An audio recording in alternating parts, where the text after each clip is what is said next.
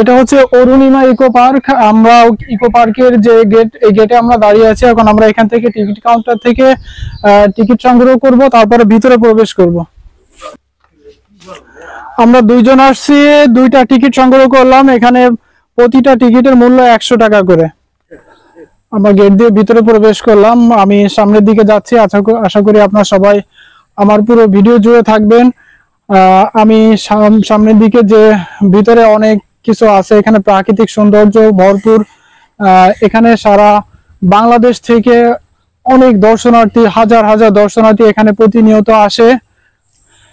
এই অরুণিমা ইকো পার্কটি হচ্ছে নড়াইলের নড়াগাতি থানার পানিপাড়া গ্রামে। আমি এখানে আজ থেকে প্রায় 16 বছর আগে এসেছিলাম। এখন এখন এখানে সবকিছুই অনেক পরিবর্তন আসছে। এখানে সে সময় ছিল কিছু কয়েকটা পুকুর ছিল, অনেক গাছপালা ছিল। এখানে সবসময় গাছপালা ভরপুর থাকে এই পার্কটিতে। চারিপাশে গাছপালা আর গাছপালা, আর অনেক প্রায় ছোট বড় 19টি পুকুর এখানে আছে। সবগুলো আমি আস্তে আস্তে পর্যায়ক্রমে আপনাদেরকে আমি দেখাবো।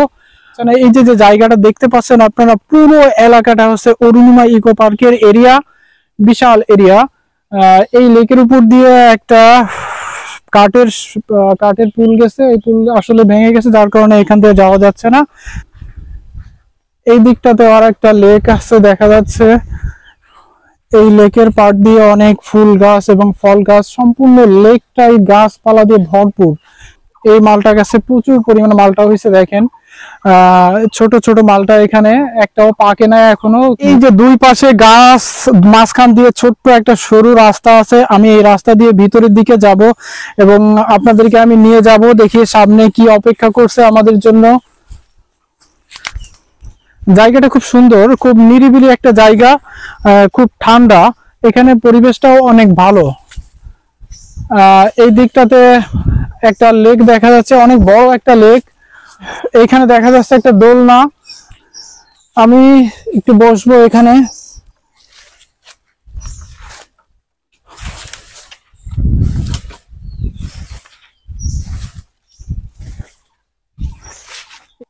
এই দোলনায় উঠলে আমার ছোটকালের কথা মনে পড়ে যায়।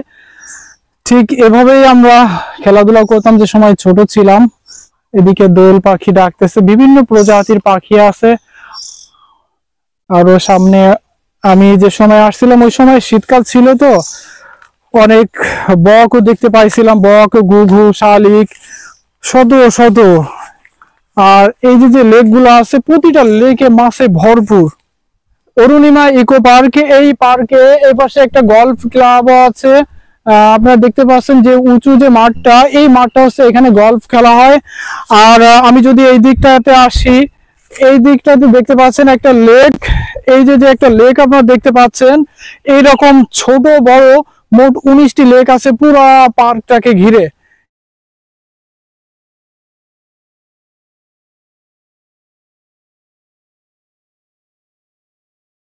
এখানে খুব সুন্দর কিছু ফুল গাছ আছে। এই লেক, এই যে যে লেকের পাড়ে আমি দাঁড়িয়ে আছি, এই লেকের পাশ দিয়ে পুরাটা লেক জুড়ে এখানে খুব সুন্দর সুন্দর বিভিন্ন প্রজাতির ফুল গাছ লাগানো আছে।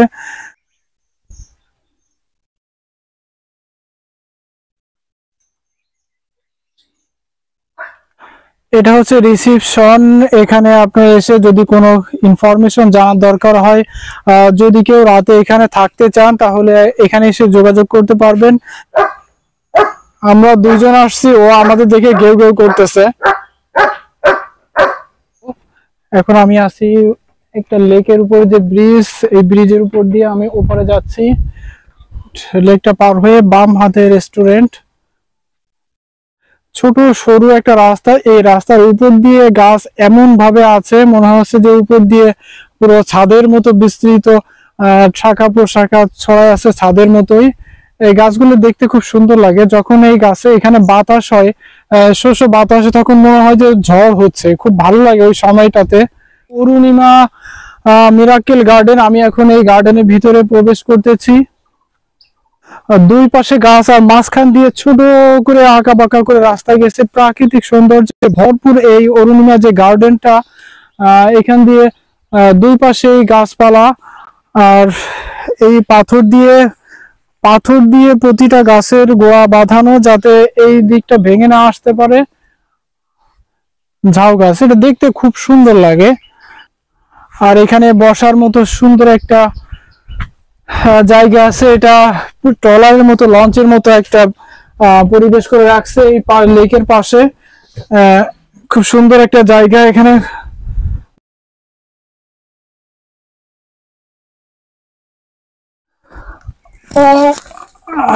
এখানে আসলে এখানে ঢোকাটা খুব কষ্টের। এখানে যারা ছোট তাদের ঢুকতে অনেক ইজি হবে। পাশেই লেক, এই লেকের পাশেই স্পিড বোটটি। আমি এখন স্পিড বোটের ভেতরে। তো এই স্পিড বোটটা পানির ভিতরে ছিল, এটা দিয়ে এরকম প্যাডেল করে করে পানির ভিতরে চালানো যেত।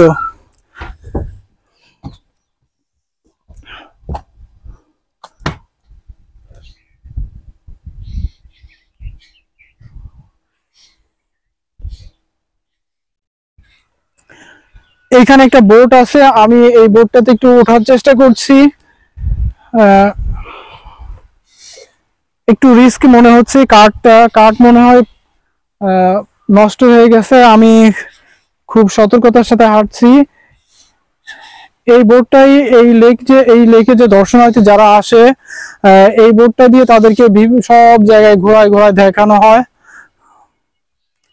বিশাল একটা পাইপের আকারে এই বসার যে জায়গাটা করা হয়েছে, এখানে মানুষ বসে রেস্ট নেয়। এটা শাপলা ফুল। এই যে রশির মই দেখা যাচ্ছে গাছ থেকে ঝুলছে, ওই পাশে একটা রশির মই আছে, এইখানে একটা রশির মই আছে। এই মই দিয়ে ওই উপরে উঠে ওইখানে বসার একটা ব্যবস্থা আছে। এখান দিয়ে উপরে উঠে ওইখানে বসতে হয়। আমি চেষ্টা করব এই রশি দিয়ে উপরে ওঠার জন্য, পারবো কিনা জানি না, তবে আপনারা আমার সাথে থাকুন, আমি চেষ্টা করছি উপরে ওঠার জন্য। এটা আসলে ঝুলতেছে রশি, আমার খুব রিস্ক হয়ে যাচ্ছে এই উপরে ওঠা। এটা আমি তারপর চেষ্টা করছি যতদূর ওঠা যায়, আমি ওঠার চেষ্টা করছি। এটা আসলে কাঁপছে, আর উপরটা, এর উপরের যে কাঠ কটকট করতেছে। আমার মনে হয় উপরে না ওঠাটাই ভালো হবে, কারণ উপরে যে কাঠ, ওই যে উপরের ওই যে কাঠ, ওই কাঠ কটকট করতেছে। সম্ভবত পুরান হয়ে গেছে উপরের কাঠটা, পানি লেগে এটা পচে গেছে কাঠ, যার কারণে আমি রিস্ক নিলাম না। এই যে ফলটা দেখা যাচ্ছে, এই ফলটা দেখতে ঠিক আমের মতো, কিন্তু এটা আম না, এটা হচ্ছে অ্যাভোকাডো ফল।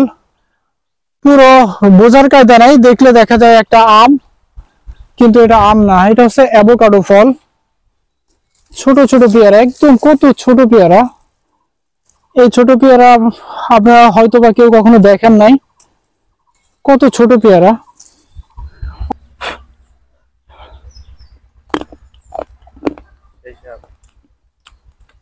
সেই স্বাদ। এটা দেখতে পুরো সাবমেরিনের মতো, দেখলে মনে হবে পুরো সাবমেরিন। আমি একটু ভিতরে যাওয়ার চেষ্টা করছি।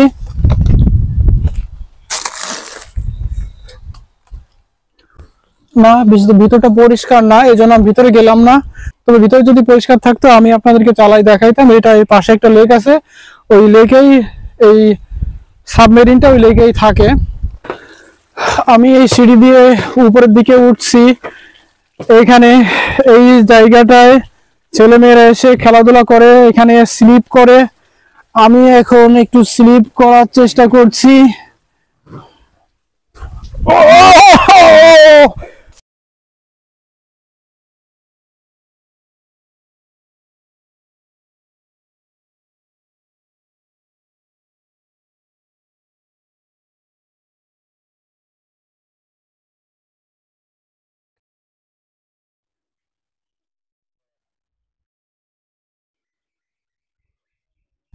এই 1 নং দ্বীপের এই যে মই আছে, এই মইটা দিয়ে আমি একটু উপরের দিকে যাব।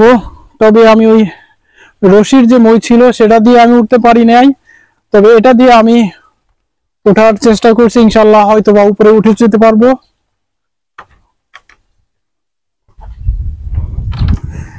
এই মই বেয়ে উপরে উঠলে এখানে খুব সুন্দর একটা রেস্টের মতো পরিবেশ পাওয়া যাচ্ছে। আমি উপরে চলে যাব। এই জায়গাটাতে খুব সুন্দর একটা বসার জায়গা আছে, এখানে 4-5 জন মিলে বসে গল্প করা যায়, আড্ডা দেওয়া যায়। এটা হচ্ছে 1 নং দ্বীপ। আমার আর নিচে আছে আমি যেখানে দাঁড়িয়ে আছি, এটাতে হচ্ছে 1 নং দ্বীপের উপর যে আবাসিক রুমগুলো সেইগুলো আছে এই যে, আর আমি দাঁড়িয়ে আছি সেই দ্বীপের উপরে। এইখান থেকে খুব সুন্দর দেখায়, চারপাশটা অনেক সুন্দর লাগে। বেশ খানিকটা উঁচু, এই উঁচু নইবে আমি উপরে উঠলাম। এখন আমি আস্তে আস্তে করে নিচের দিকে নামছি। এটা খুব কষ্টসাধ্য একটা ব্যাপার আমার দ্বারায়। এখানে যারা দর্শনার্থী যারা আসে এই বোট দিয়ে পুরো লেকটি ঘুরিয়ে দেখায়।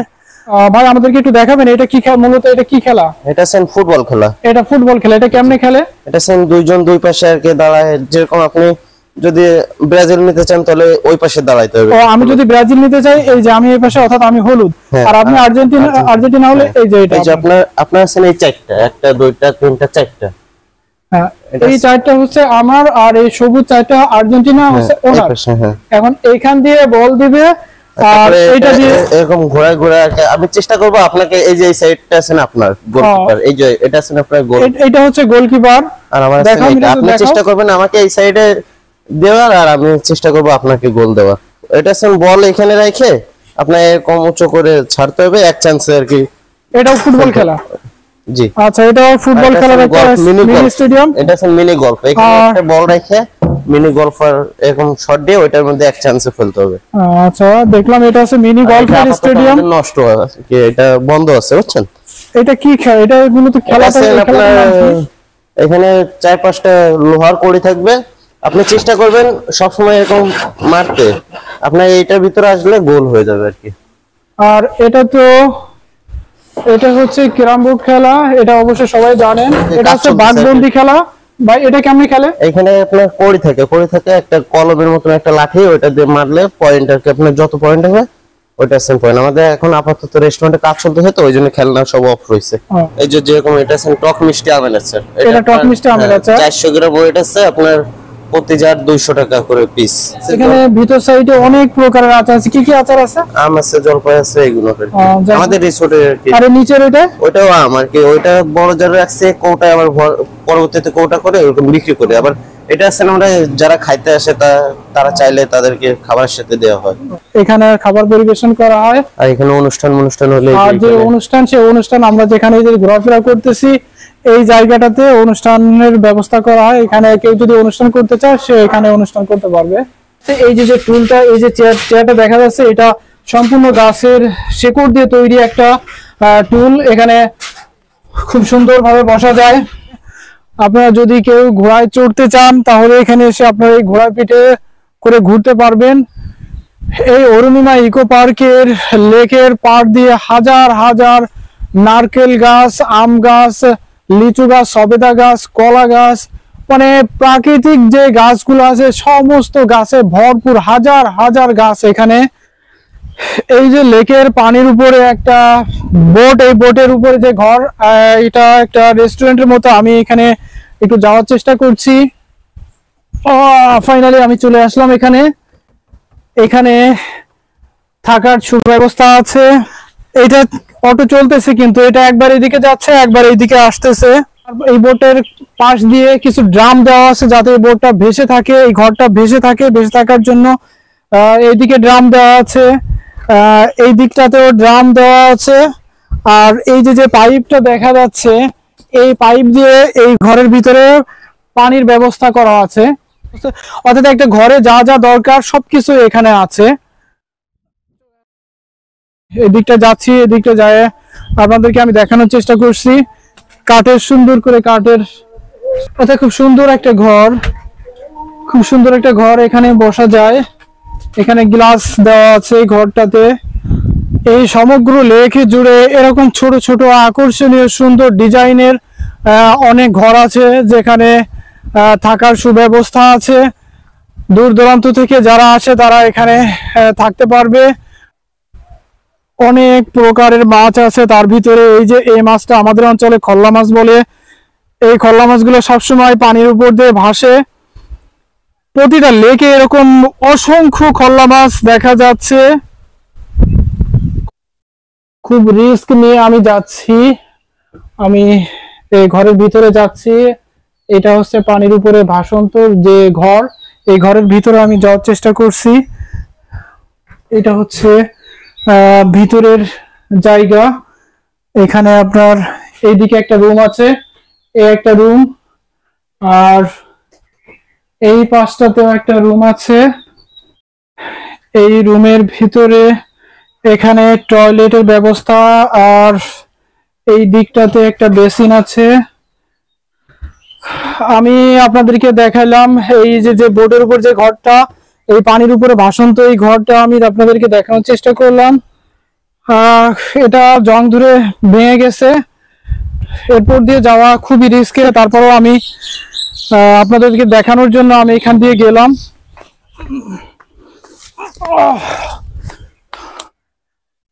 এই যে ভবনটা আপনারা দেখতে পাচ্ছেন, এটা হচ্ছে ভিআইপি। এখানে যদি কেউ থাকতে চান তাহলে নিচের রুমগুলোর ভাড়া হচ্ছে 5,750, 50 টাকা ডিসকাউন্ট দিয়ে 5,700 টাকা করা হয়। আর দোতলার ভাড়া হচ্ছে 11,050 টাকা, 50 টাকা ডিসকাউন্ট দিয়ে 11,000 টাকা। আর এখানে যদি কেউ থাকতে চান, আরো নর্মাল অনেক থাকার জায়গা আছে যেগুলোর ভাড়া 1,700 থেকে শুরু করে 11,000 টাকা পর্যন্ত। আপনারা চাইলে এখানে থাকতে পারবেন। তো এই ছিল আমার আজকের ভিডিও। দেখা হবে আগামী ভিডিওতে। সে পর্যন্ত আপনারা সবাই ভালো থাকবেন, সুস্থ থাকবেন। আসসালামু আলাইকুম।